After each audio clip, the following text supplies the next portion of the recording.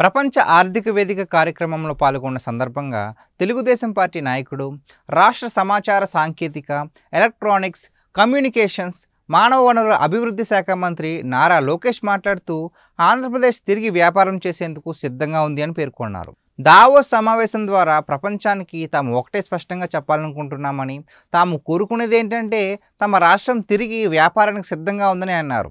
ప్రపంచవ్యాప్తంగా పెట్టుబడిదారులను, ముఖ్యంగా ఇంధన రంగంలో పెట్టుబడులను తాము ఎక్కువగా ఆకర్షిస్తున్నామన్నారు. రాష్ట్ర అభివృద్ధి కోసం వేగవంతమైన వ్యాపార పద్ధతులపై తాము దృష్టి పెట్టామని లోకేష్ వివరించారు. ముఖ్యమంత్రి చంద్రబాబు నాయుడు కళల నగరం అమరావతి గురించి మాట్లాడుతూ, మా అమరావతి అభివృద్ధి పునఃప్రారంభంపై తాము చాలా ఉత్సాహంగా ఉన్నాము. సైబరాబాద్ను అమరావతితో పోల్చడం సరైంది కాదు. అమరావతి ఒక గ్రీన్ ఫీల్డ్ నగరం అని లోకేష్ స్పష్టం చేశారు. తెలుగు మాట్లాడే వ్యక్తులే ఎక్కువగా ఐటీ రంగంలో పనిచేస్తున్నారు. మాకు అద్భుతమైన మానవ వనరులు, ప్రతిభ ఉన్నాయన్నారు. ఆంధ్రప్రదేశ్ను వివిధ రంగాల్లో ముందుకు తీసుకెళ్లేందుకు నూతన విధానాల రూపకల్పన చేయడం మా లక్ష్యం అని, ప్రత్యేకంగా పాఠశాల పాఠ్యాంశాలను మార్చడం ద్వారా విద్యారంగంలో ఆంధ్ర మోడల్ సృష్టించాలనుకుంటున్నామన్నారు.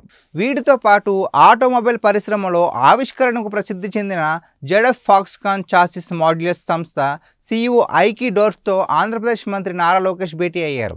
ఈ సందర్భంగా రాష్ట్రంలోని విశాఖపట్నం, విజయవాడ, అనంతపురం ప్రాంతాలు ఆటోమొబైల్ ఉత్పత్తులు మరియు సరఫరా వ్యవస్థల అభివృద్ధికి అనుకూలంగా ఉండటాన్ని ప్రస్తావించారు. రాష్ట్రంలో ఇంజనీరింగ్ మరియు నైపుణ్య కేంద్రాలు స్థాపించేందుకు కంపెనీ సహకారం అందించాలని ఆయన విజ్ఞప్తి చేశారు. ఐకీ డోర్ఫ్ మాట్లాడుతూ, తమ సంస్థ కార్యకలాపాల విస్తరణలో భాగంగా ఆసియాలో ప్రముఖ న్యూలీ ఎలక్ట్రిఫైడ్ వెహికల్స్ కంపెనీలు కొనుగోలు చేయడంపై దృష్టి సాధించినట్టు తెలిపారు.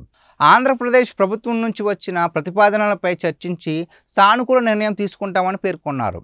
సిస్కో సంస్థ వైస్ ప్రెసిడెంట్ ఫ్రాన్సిస్ కార్డ్సోడర్స్తో నారా లోకేష్ ప్రత్యేక సమావేశం నిర్వహించారు. విశాఖపట్నం, విజయవాడ, తిరుపతి ప్రాంతాల్లో అనేక మంది ప్రతిభావంతులైన ఐటీ నిపుణులు ఉన్నారని, AI, నెట్వర్కింగ్, సైబర్ సెక్యూరిటీ రంగాల్లో నైపుణ్యాభివృద్ధి కార్యక్రమాలకు సిస్కో మద్దతు అందించాలన్నారు. భారతదేశంలో 5 లక్షల సైబర్ సెక్యూరిటీ నిపుణులకు శిక్షణ ఇవ్వాలని సిస్కో లక్ష్యంగా పెట్టుకున్నట్లు కార్డ్సోడర్స్ తెలిపారు.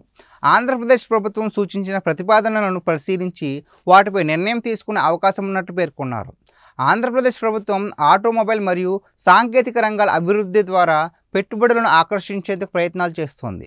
భవిష్యత్ శిక్షణా కేంద్రాలు, నైపుణ్యాభివృద్ధి కార్యక్రమాలు, అంతర్జాతీయ సంస్థల భాగస్వామ్యాలు రాష్ట్ర అభివృద్ధిలో కీలక పాత్ర పోషించనున్నాయి. మరి దీనిపై మీ అభిప్రాయం ఏంటో కామెంట్ చేయండి.